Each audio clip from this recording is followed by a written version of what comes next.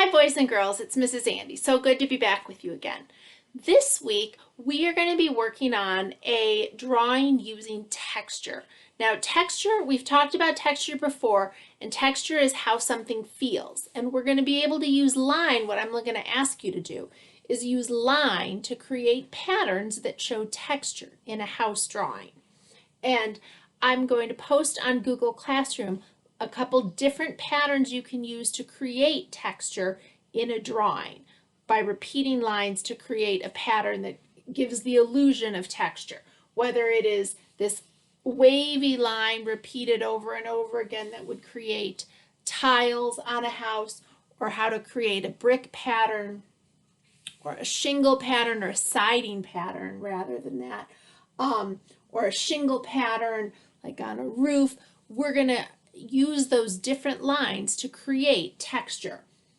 Texture in the grass, texture in rocks, whether it's texture in a house made of wood or a roof made of tin or metal, or the texture on a tree or in leaves. I will post some examples of those types of patterns on the Google Classroom, and what I'd like you to do is to create a drawing of a house or a structure that shows different sorts of texture. I also want you to add details to that house, so not just texture, but adding things like the windows, the doors,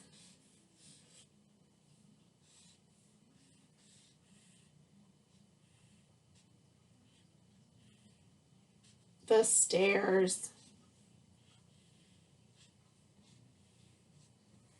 So adding details to create your own house or building, and then using a different color to create the texture and the details to show what the house is made of, whether it's made out of brick, whether it's made out of siding, whether it has a roof that is tiled or a roof that is made out of shingles, whether it's made out of panels of metal.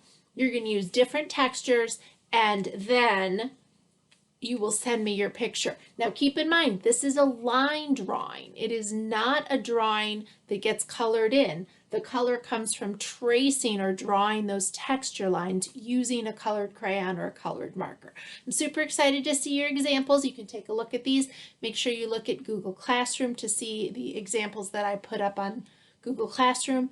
And all of your work needs to be turned in by Friday, June 5th. Okay? Can't wait to see it. Thanks, guys. Bye-bye.